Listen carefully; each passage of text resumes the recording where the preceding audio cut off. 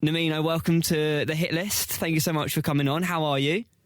I'm amazing. Thank you so much for having me, Jack. It's a blessing to be here. I'm good, thanks, man. How are you doing? Really good, really good. I've seen some great things about you, and I just want to, say these out loud to you. You've been voted the artist to watch for Amazon Music. You've got billboards in New York and London. You're doing festivals everywhere. You've got a headline tour that I believe is sold out in America. Diplo is sampling you. Like, you are literally everywhere. Hearing that, how are you feeling? So at the moment, it's hard to really have an appreciation for all of these things put together. Each of them, I'm like, whoa, that's crazy. But it's hard to take a step back and really look at them because I'm so in the midst of it at the moment. That makes sense? Yeah, no, of course. I think when there's going to be, and I expect there to be a lull at some point in this next couple of years, where I can sort of sit back and really look over all these crazy accolades and really appreciate them. But yeah, at the moment, it's just everything's just flying at me so fast. It's kind of hard to really take a beat. They're just incredible, especially for somebody that I only heard of you through the track that I'm going to say. I only smoke when I drink. Smoke, right? Course. That was released. What was that, last year? Yeah, that was September last year. Is there something next on the tick list? What is there to do next while you're you're fully in the mix of it? Is there something that you want to get done this year? So I don't tend to think like that. I don't really set targets for myself, if that makes sense. I kind of just if something feels good, then I kind of just go ahead with it.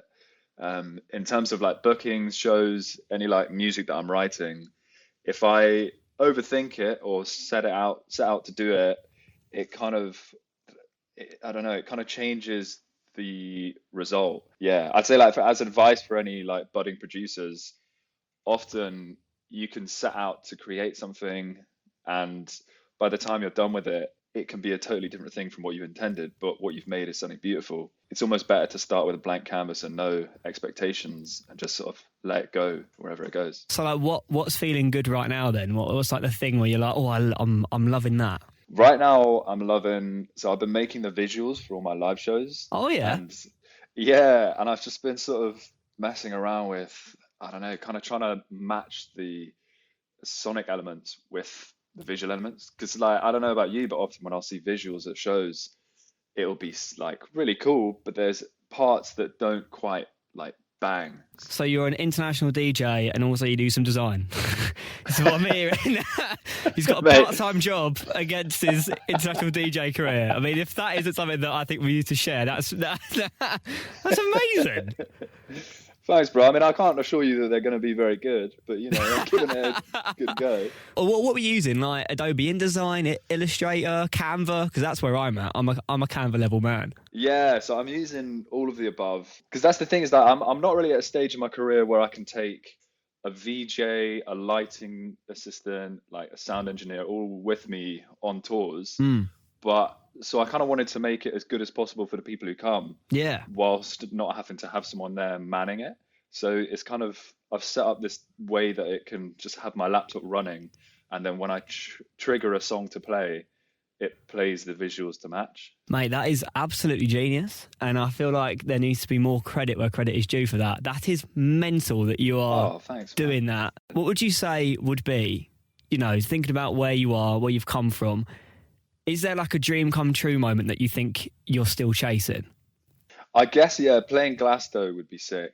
Oh, yeah? Yeah, I'd love to play Glasgow. I mean, I've always said since I was young, always wanted to go, and I've never gone because I was I don't know, just some proud kid, no, I'm not going to go unless I play, kind of stomping my feet down. And now that it's becoming more and more realistic, I really want to go. But I've made this rule. I really want to go, but I don't want to not be on the stage. I love it. Exactly. Yeah, proper diva energy. But you want to be on main stage, right? That's the stage you're aiming for? Yeah, pyramid stage, icons or nothing. Absolutely. You want to be the headline gig. That would be fantastic, wouldn't it? It's a first time roll up to Glastonbury and Nimino is the headline. What do you reckon? You reckon 5 years, 2 years, 3 5 years? years, mate. You're pushing it. I'll give it a year. Wait, when's the next Glasgow? I think it's taking a break next year. I think so. I think 2027. 2027. Watch this space. And do you reckon you would open with your brand new track? Do you reckon that would be the thing? Do you reckon shaking things up is going to be like a set icon piece? It probably will be, yeah. I don't know about opening with it, but I've been closing with it recently, and it's been quite nice because I've been showing people like how it progresses with like how I created it and turned it into what it is. Because like initially it started as a sample of like an a cappella cover of Bon Iver's Holocene. You know that tune? I don't know that tune, but I mean, can you give me a hum?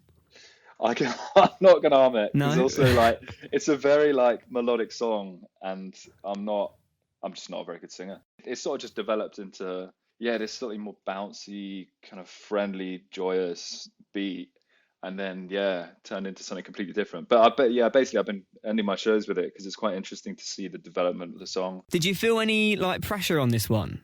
Did you feel like, oh my God, I've actually made a song that is so heavily loved that this next one it's got to hit the same way? Did you like feel that, or were you like, do you know what? I don't care. I'm making music. It was, I'd say initially I did, and it kind of had the opposite effect where I made loads of music that could sit in the same lane as Only Smoke, and I could put this out and I know people would react to it and enjoy it. But then I kind of sat back and was like, I don't really would just want to be the guy who makes that kind of song. So it was kind of at first a bit of pressure, and then it kind of went the other way where it was like, well, I can do literally anything right here. So your DJ name is Nimino. You have a real name, but you're like Superman. Are we allowed to say it, or is it like? For sure. Yeah? No, I'm not too secretive. Is it Milo Evans? Yeah, Milo Evans. Milo Evans on the show tonight. Arguably cooler than Nimino, but I'll leave that with you. So it's got an obscure name. So I've pulled together obscure names of things, and all I need you to do is to tell me if the definitions that I give you are true or false. Okay, cool. Yeah. How is your English language GCSE? Was that all right? I think it's pretty good, but I feel like the words you're going to give me aren't going to be part of the English language GCSE. No, I would never do that. These are easy words. But if I get the pronunciations wrong... Mate, okay. I won't be able to correct you. Let's give it a go. Omphaloscepsis. I'll say it again. Omphaloscepsis. Spell OMPHALOSKEPSIS. This feels like playing Are You Smarter Than a 10-Year-Old? Because I would foul this. The definition of this word. The contemplation of one's nose or nostrils in a form of meditation. What? Nah, that can't be right. That's way too specific. Because then surely then they'd have to have a word for everything that you'd contemplate during meditation. I mean, they would have to. And one's like for ears, for throat, for the Adam's apple. This one specifically for nose or nostrils. I mean, like, I'm saying false. You're saying false. This one's true, mate. I won't lie to you. I mean, this is mental.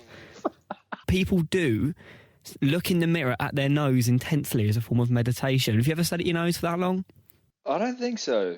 No? Maybe. I mean, I could have forgotten it if I was that deep in meditation. But like, I don't understand. So it's not a case of someone starting meditation and then thinking deep, like sitting down with their hands in a sort of okay position and cross-legged and then thinking deeply about their nose and mouth. No. It's like they're looking directly into a mirror at their nose and mouth as a form of meditation. Yes. I'm not too sure where you can find this on Get Your Guide, but I'm pretty sure in some country you can go to nostril meditation. Okay, so Sick. This last one, new me, a feeling you create when carefully arranging small objects in a satisfying or aesthetically pleasing way, such as stacking stones or aligning pens on a desk. It's spelled N-U-M-I, new me. New me, okay. Do you ever feel new me? Have you ever felt? You know what? I quite often feel new me. Yeah, I am quite often feeling new me, which is why I feel like if this isn't true, I'm going to be a bit mad at you, mate. because this could be a very useful terminology for me. What are you doing when you feel new me? I'd say just generally, like, I don't know, I get real satisfaction about things being in its right place. You know, just like, I don't know, even if it's just like waking up and tidying the bed and then putting everything into the position that it needs to be. You feel new me? I feel so new me, mate. I feel so new me. So yeah. Okay, so I'm gonna go with. Hold on one sec. I don't want to commit because I'm gonna say it's false. It is false. It is false. It's the name of our breakfast show presenter. Is it? Yeah. Lovely name. Feeling very new me. We are over here, aren't we? Very new me. I mean, it must beg the question. Obviously, we know that Nimino isn't your real name. Is there a meaning to Nimino? Yeah, so it doesn't really have so much as a meaning behind it, so much as the meaning is just no meaning. But basically, I was at like a friend's party and I played out the first song that I'd made under Nimino, and it was just like a bunch of people kind of sitting around a room. Everyone reacted in a different way, and like one person sat down, was like holding their knees and like rolling back and forth, crying and stuff. And oh my like really God. Intense. Yeah, I know. I mean, I'll say, like, for the record, I don't think everyone was in the like safest mindset. Okay. Safest, the steadiest mindset. So like it was, you know, people were kind of vulnerable for some emotional music, and yeah, some people were like sort of got in like a little argument, and it was just like this really, like, everyone just got really deep into their emotions. And one person came over to me and said, "Mate, is this your song?" I was like, "Yeah." But he asked me, "Do you have a name for yourself?" And I said, "Not me, no." And he said, "No, me, no." Oh. And I went, "Yeah, sure." That's clever. So it's kind of out of "not me, no," and then it just became Nimino. I love it. I think I love it more for that reason. And mate, that kind of wraps us up. Thank you so much for coming on and chatting to me. It's been so great, and it'd be lovely to chat to you again when a brand new song is out again. Thank you so much for having me on. Mate, thank you so much. And thank you, Jack. In a bit.